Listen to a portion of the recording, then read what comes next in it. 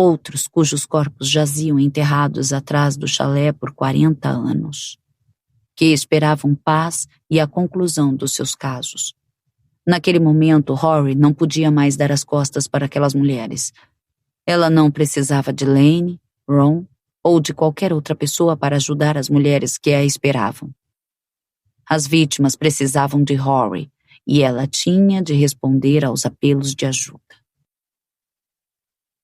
Exatamente quando aqueles pensamentos se materializaram na mente de Rory, Thomas colocou sobre a bancada da cozinha a tigela de metal em que comia e caminhou na direção da despensa. Rory recuou alguns centímetros até onde foi possível naquele espaço apertado, refugiando-se na escuridão. A dificuldade de respirar se tornou tão grande que Rory teve certeza de que os esforços tinham denunciado o esconderijo. Ela cerrou as pálpebras, esperando que a réstia de luz que se infiltrava na despensa aumentasse quando Thomas abrisse a porta.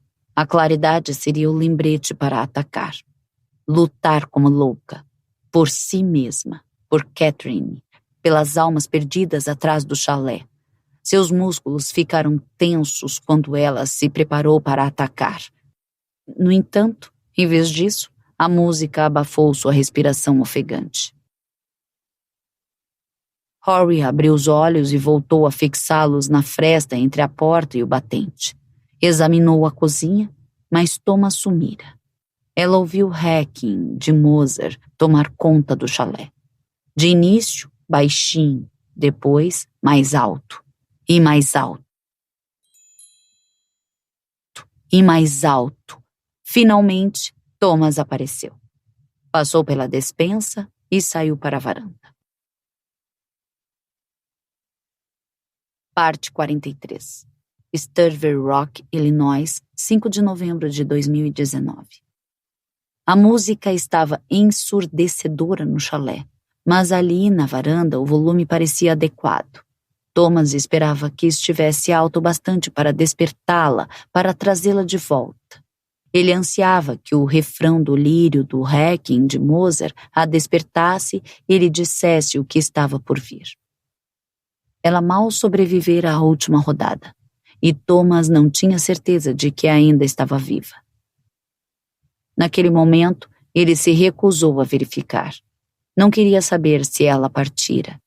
Sentia a falta do barato mais do que imaginava e ansiava por ele mais uma vez. Suas 2 pistas tinham se mostrado um fracasso. Uma envolvia uma mulher velha demais para ter muito a oferecer, mesmo acreditando que ela soubesse a verdade. Thomas não teve tempo para extrair essa verdade dela. Achou que teria mais sorte com aquela na sua frente, mas ela provou ser igualmente inútil na sua busca por Angela. Então ele não soube para onde ir em seguida, e assim sucumbiu à ânsia pelo barato, subjugada havia muito tempo. Naquele momento, com a ode pelas almas perdidas transbordando do chalé e enchendo seus ouvidos, Thomas subiu na banqueta a 2 metros de Catherine Blackwell, pôs o laço de nylon ao redor do pescoço, sentindo instantaneamente o surto de endorfinas se apoderar do seu corpo. Apertando a tira, lentamente abandonou a banqueta e observou Catherine levitar depois de puxada para fora da cadeira. Era uma visão gloriosa. Juntamente com o fascínio da música e o barato que percorria seu corpo, Thomas Mitchell foi tomado pela euforia. Por um momento fechou os olhos. Apesar de estar fora de forma, lembrou-se dos perigos do vício excessivo. O barato era uma prática enigmática. Propiciava a coisa mais próxima que este mundo oferecia em termos de felicidade, pendurada em um suporte de madeira na sua frente, implorando-lhe para ir atrás dela. Contudo, Thomas sabia que o anjo da morte segurava aquele suporte de madeira, e que abusar do barato ou tirar proveito demais dele significaria o fim. Talvez essa fosse a atração, o êxtase e a mortalidade divididos por aquela linha tênue. Naquele instante, Thomas estava ali, eufórico, com o barato fazendo seu corpo tremer. Com os olhos semicerrados, viu a mulher flutuando diante de si, testemunhando a suspensão mágica de Catherine no ar. Era uma visão magnífica e perfeita, até que deixou de ser, até que o lampejo de algo apareceu na sua visão periférica. Aquilo o assustou. Abriu os olhos completamente, agarrando o laço ao redor do pescoço e procurando a banqueta com o pé. Parte 44. Starville Rock, Illinois, 5 de novembro de 2019. Da despensa, Rory viu quando Thomas arrastou uma banqueta para o centro da varanda. Impaciente, ele se movia com o laço sobre a cabeça. Finalmente, subiu na banqueta, prendeu a tira de nylon ao redor do pescoço e lentamente abandonou o apoio, o que fez Catherine se erguer no ar na sua frente. Através da fenda na porta da despensa, Rory testemunhou a cena estranha se desenrolar. Ela reconstituíra casos que envolviam a prática desprezível da asfixia autoerótica e lera artigos sobre os pervertidos que alcançavam a satisfação sexual com a prática. Contudo, a cena que testemunhou era algo totalmente diferente. Não era sexual por natureza, mas pervertida de uma maneira diferente e mais perturbadora. O barato que Thomas Mitchell estava alcançando não vinha do uso perverso do sexo, mas do prazer de ver outra pessoa morrer. Rory viu as pernas de Catherine penderem frouxamente quando ela se ergueu, com o peso do corpo de Thomas do outro lado do sistema de polias arrastando-a para cima. Rory se lembrou do sistema de polias duplas que Angela desenhara nas anotações, que narravam o que havia descoberto no depósito de Thomas. Ele recriara aquele sistema ali, no chalé, e defronte a ele, naquele momento, estava a única amiga da sua mulher. Alguém que ele certamente acreditava que ajudara Angela a desaparecer havia 40 anos. Como estava errado, Rory pensou. Abaixando-se em um movimento lento e orientado, Thomas mantinha um pé sobre a banqueta, como um sistema à prova de falhas, recolocando todo o seu peso na superfície superior do apoio quando a tensão ficava muito grande e ele se aproximava da inconsciência. Ao recolocar todo o seu peso na banqueta, ele subia mais alto e permitia que Catherine descesse de volta para o chão. Rory observou o sobe e desce assustador enquanto a música clássica ressoava pelo chalé. Quando Rory viu Thomas tirar o peso da banqueta novamente e descer, parando a 30 centímetros do chão, com o laço apertado ao redor do pescoço e o rosto se avermelhando, ela sentiu um impulso no peito. Foi tão poderoso como aquele que ela sentira quando criança na casa da fazenda de Greta. Rapidamente, Rory abriu a porta da despensa com o som dos seus movimentos abafado pela música de Mozart, enfiou a mão no bolso do casaco e pegou o canivete suíço. Depois de abri-lo, a lâmina capturou a luz da varanda. Seus movimentos, quando ela irrompeu na varanda, assustaram Thomas, que se esforçou como um louco para tirar proveito da banqueta abaixo de si. Naquele momento, seu rosto avermelhado assumiu outra tonalidade mais intensa, roxa. Com as pernas se debatendo, Thomas se esforçou para ganhar apoio sobre a banqueta. Finalmente, seu pé direito tocou a superfície superior. Com mais alguns segundos, teria a banqueta a seu alcance e a pressão alinhava no pescoço. Com mais alguns segundos, teria a banqueta a seu alcance e a pressão aliviada no seu pescoço. Rory não deixou Thomas ganhar aqueles segundos. Devagar, ela se aproximou dele e os olhares se encontraram. Os dela, calmos e calculistas. Os dele, arregalados e em pânico. Daquela vez, Rory não teve vontade de evitar o contato visual. Pensou em tia Greta sozinha no quarto na noite em que Thomas a encontrara. Pensou nas mulheres enterradas atrás do chalé. Pensou em Catherine. Pensou em Angela. Rory fechou a lâmina do canivete. Afinal de contas, não precisaria dele. Exatamente quando Thomas pôs o pé sobre a banqueta, Rory a chutou para longe dele. O corpo de Thomas desceu alguns centímetros, retrocedendo com o golpe. Ela o viu levar as mãos ao pescoço, tentando em vão enfiar os dedos entre o laço e a pele. Enquanto ele se debatia, Rory dedicou algum tempo para contemplá-lo. Depois, ela sussurrou algo no ouvido dele. Os olhos de Thomas pareceram ficar ainda mais arregalados. Então, ela se virou para cuidar de Catherine. Rory não podia deixá-la pendurada como gado. Ela precisou de alguns minutos para deitar o corpo de Catherine com cuidado no chão da varanda. Então, com Thomas ainda se debatendo, indefeso, mas com menos intensidade, Rory se dirigiu para a cozinha e tirou o telefone do gancho. O cartão estava preso entre a tomada do aparelho e a parede. Rory digitou o número, esperou uma voz responder e deixou o telefone na mesa da cozinha. Quando Rory finalmente saiu do chalé, largou a porta da frente aberta. Ela ainda podia ouvir baixinho o Requiem de Mozart quando chegou ao carro. Parte 45. Chicago, 5 de novembro de 2019. Às 6 da manhã, Rory encostou o carro do lado de fora de sua casa, correu descalça até a escada e se atrapalhou com a fechadura. Ao entrar, foi direto para a sala da frente. Recolheu os jornais do recipiente ao lado da lareira e os colocou sob a lenha. Acendeu um fósforo e pôs fogo no papel. Em seguida, atiçou as chamas até que ficassem flamejantes. Colocou mais lenha no topo, empilhada em forma de tenda para permitir o máximo de calor. Então Rory se despiu e jogou as roupas no fogo. Primeiro o jeans e a camiseta, depois o casaco e o gorro. Ela esperou um pouco para que as chamas atingissem o tecido. O fogo ganhou intensidade ao queimar as roupas.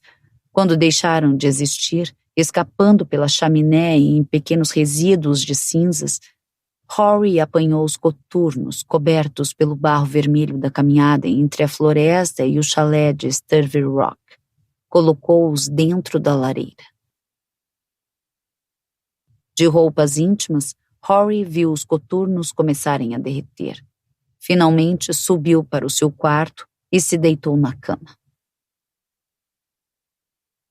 Laine Phillips enfiou a chave, abriu a porta da frente e entrou na casa de Rory. Faltava pouco para o meio-dia e ela não atendera ao celular. Laine ligara diversas vezes. Ele notou as toras ardentes de um fogo agonizante na sala da frente. Rory? Ele chamou. Silêncio. Laine verificou o escritório. Vazio. E em seguida conferiu o recanto. Também vazio, exceto pelas bonecas que ocupavam as prateleiras. Foi para o andar de cima e encontrou Rory dormindo. Rory Moore nunca seria considerada uma pessoa matinal, mas dormir até o meio-dia também não era comum. Laine se aproximou da cama para observá-la. O edredom subia e descia de acordo com o ritmo da sua respiração. Laine não poderia se lembrar da última vez em que a vira dormir tão profundamente. Ele percebeu o canto dos papéis saindo debaixo do edredom. Puxou-o para o lado e encontrou uma cópia surrada da sua tese. As páginas estavam amassadas devido às leituras frequentes. Laine folheou o documento e viu anotações de Rory na margem de diversas páginas. Perto do fim, encontrou uma página com uma dobra no canto, no capítulo que analisava por que os assassinos matam e descrevia os mecanismos psicológicos que levam o indivíduo à decisão de tirar a vida de outra pessoa. No meio da página, um trecho foi destacado. Ele leu a frase realçada em amarelo brilhante. Alguns escolhem a escuridão, outros são escolhidos por ela. A página estava úmida, com manchas circulares, como se alguém tivesse gotejado água sobre o papel. Água ou lágrimas. Lane se perguntou. A campainha tocou e Lane tirou os olhos da tese. Rory não se mexeu. A campainha voltou a tocar. Ele colocou o documento no criado mudo e desceu a escada. Abriu a porta da frente e se deparou com Ron Davidson na varanda da frente. Parte 46. Chicago, 5 de novembro de 2019. Rory. As suas pálpebras tremularam.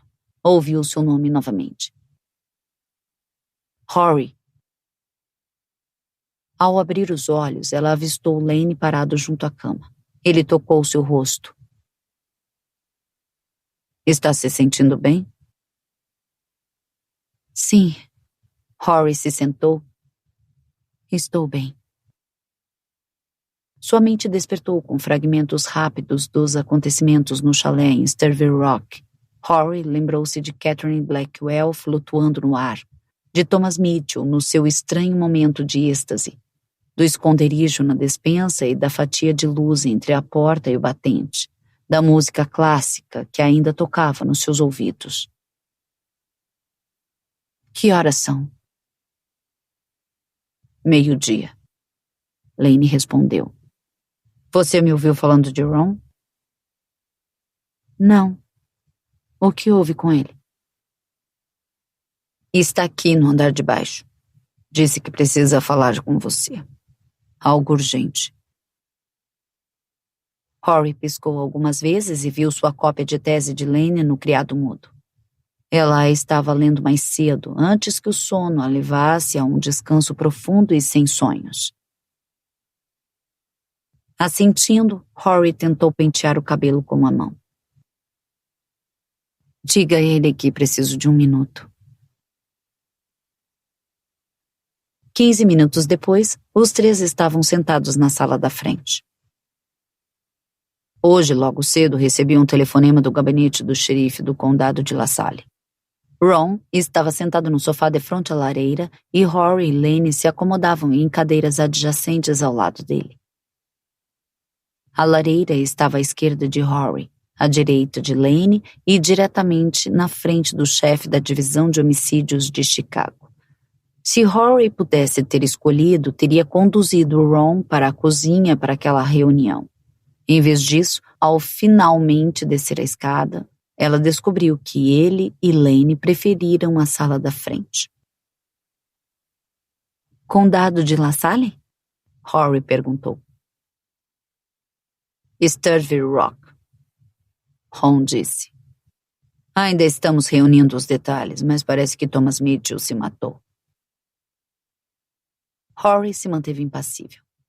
Era como ela tipicamente reagiria àquela notícia, e ela, naquele dia, queria parecer típica.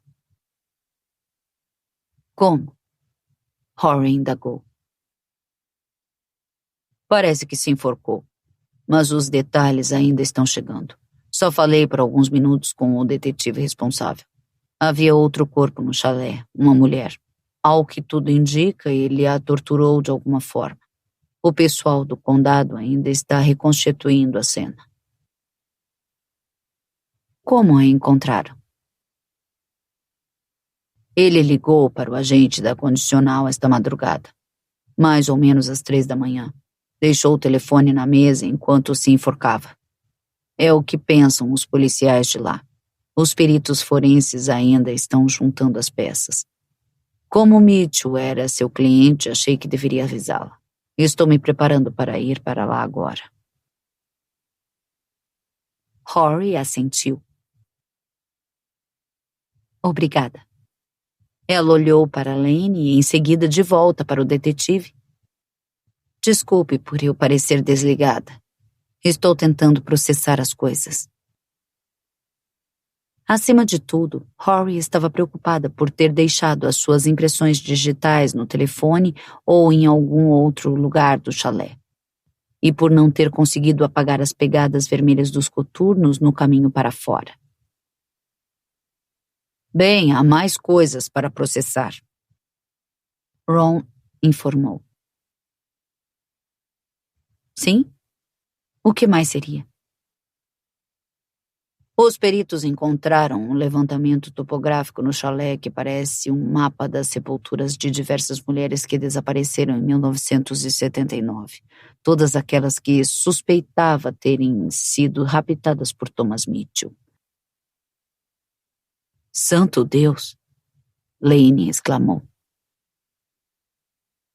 Parece que ele as raptou em Chicago, matou-as e depois as enterrou atrás da cabana do tio. Quando o tio morreu, deixou o lugar em testamento para o sobrinho. Provavelmente o filho da puta sabia o que Thomas vinha fazendo o tempo todo. Rory balançou a cabeça. Não sei o que dizer. Além da turma do condado de Cook, o meu pessoal também vai participar da investigação, pois as vítimas eram de Chicago. Faz sentido, Rory afirmou. Escute, Gray. Quando foi a última vez que você esteve em Sturville Rock? Rory olhou para Ron. Anteontem de manhã, quando Lane e eu deixamos Mitchell lá. Doutor, foi a última vez que você esteve lá? Ron se dirigiu a Lane. Sim, por quê? O que houve? Só estou pondo os pingos nos is. O pessoal do condado de La Salle certamente vai perguntar. É apenas um alerta para vocês dois. Como estiveram no chalé, pedirão para falar com vocês. Claro, Lane disse. Rory assentiu. Com certeza. Uma tora incandescente estalou na lareira. Um ruído que chamou a atenção de todos. Pela primeira vez, Rory olhou para o local onde pusera suas roupas para queimar algumas horas antes. Um músculo do pescoço se contraiu quando ela viu os restos de um dos coturnos sobre as cinzas. Era a metade da frente, incluindo a parte dos dedos do pé e a sola a cerca de 10 centímetros de couro e borracha que o fogo não conseguira consumir. O coturno se destacava na tora incandescente de modo tão evidente quanto um feixe morto flutuando em um aquário. Estava coberto pela poeira vermelha do terreno argiloso do chalé de Sturville Rock. Rory observou a área na frente da lareira e notou uma mancha esmaecida da poeira vermelha onde deixara os coturnos enquanto esperava as roupas queimarem. Na fração de segundo após o estalo da tora, e durante o tempo que Rory levou para reconhecer seus erros, viu Lane se levantar da cadeira e pegar o atiçador de brasas. O que quer que você precise de nós? Lane parou na frente da lareira, bloqueando a visão de Ron das toras. Faremos o que for necessário para ajudar seus rapazes. Lane jogou algumas lascas de madeira sobre as toras incandescentes e uma torrente de brasas escapou da incandescência alaranjada. A lenha queimou imediatamente e rejuvenesceu as chamas. Rory tinha uma visão clara da lareira e viu quando Lane pôs a ponta do atiçador no resto do coturno e o empurrou para as chamas. Ele queimou e derreteu até não restar nada. Lane jogou outra tora no fogo e pôs o atiçador junto com os demais. Rory viu Lane deslizar o capacho, que ficava sobre o piso de madeira na frente da lareira, para a esquerda até cobrir a mancha vermelha. Evidentemente temos uma confusão dos diabos em mãos. Ron prosseguiu. A mídia vai ter um prato cheio com isso. Como Mitchell era seu cliente, os caras também vão querer falar com você, Gray. Estou indo para lá agora. Se quiser me acompanhar. Subitamente, Rory quis que Ron Davidson saísse da sua casa. E o último lugar do mundo para onde ela queria ir era aquele chalé. Sim. Ela assentiu com um gesto de cabeça. Talvez seja uma boa ideia. Lane voltou a se sentar na cadeira em frente a Rory. Ele também estava assentido. Os dois fizeram contato visual, entreolhando-se com volumes de conversa silenciosa acontecendo entre si. Talvez seja uma boa ideia, Lane repetiu. Pode me dar um minuto, Ron? Claro, Gray. Ron se levantou do sofá. Vou ligar para o meu pessoal e avisar que estamos a caminho. Ron se dirigiu para a porta da frente, já com o celular ao ouvido. Rory continuou a olhar para Lane após a saída de Ron. Ela queria falar com ele, contar-lhe tudo. É melhor você se vestir, Lane afirmou. 10 minutos depois, Rory encontrou Ron na varanda da frente. Ele ergueu um dedo como se pedisse um tempo enquanto terminava a ligação.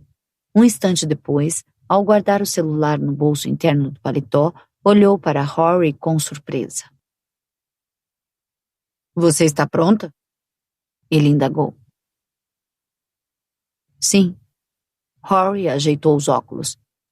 Qual é o problema? Ron indicou os pés dela. Nunca te vi sem os coturnos? Rory puxou o gorro para baixo. Ela encontrara um de reserva no armário. Também encontraram um substituto para o seu casaco, que naquele momento estava abotoado até o pescoço. Mas o par de coturnos era único. Com 10 anos de idade, perfeitamente moldado aos seus pés e naquele momento derretido em uma pilha de cinzas. Bem, aquele lugar é um barro só. Não quero estragar os meus coturnos. Rory contornou seu chefe e embarcou no assento dianteiro da viatura sem identificação de Ron.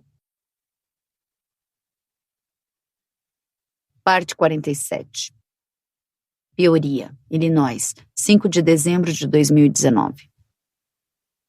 2 itens estavam sobre o assento do passageiro esperando entrega.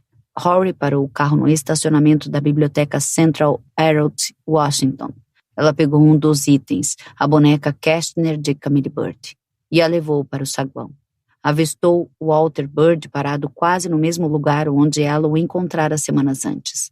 Quando ela se aproximou, o olhar dele fixou-se na caixa nas suas mãos. Rory ajeitou os óculos. Desculpe por demorar tanto para devolver a boneca ao senhor. Terminou? O Sr. Bird perguntou. Rory apontou para as portas da biblioteca. Vou lhe mostrar como ficou. Acho que o senhor ficará satisfeito com o resultado. Eles entraram na biblioteca e encontraram uma mesa vazia no canto de trás. Rory colocou a caixa sobre ela e abriu a tampa. Com cuidado, retirou a boneca de Camille e a entregou ao pai.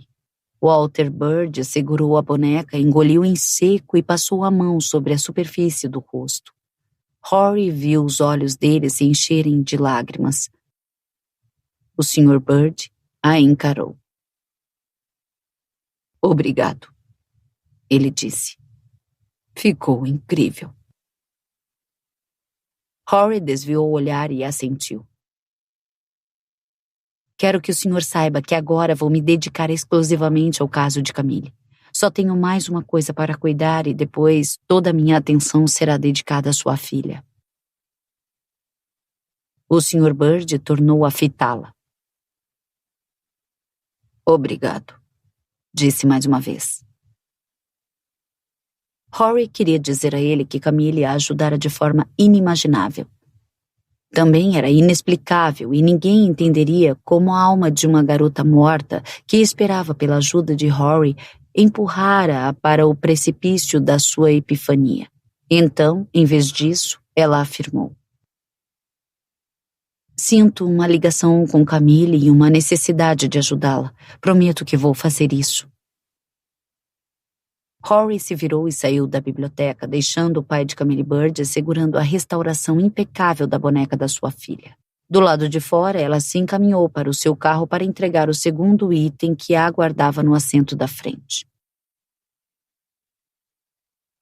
Rory trafegava pela longa e reta estrada rural, com os milharais colhidos passando sem nitidez na sua visão periférica. A tarde chegava ao fim e o sol, que se aproximava do horizonte, sentava-se na frente dela sobre a paisagem plana. O céu sem nuvens passava de um azul claro para um tom intenso de salmão conforme o dia desaparecia. Os corpos de todas as mulheres que desapareceram em 1979 foram localizados atrás do chalé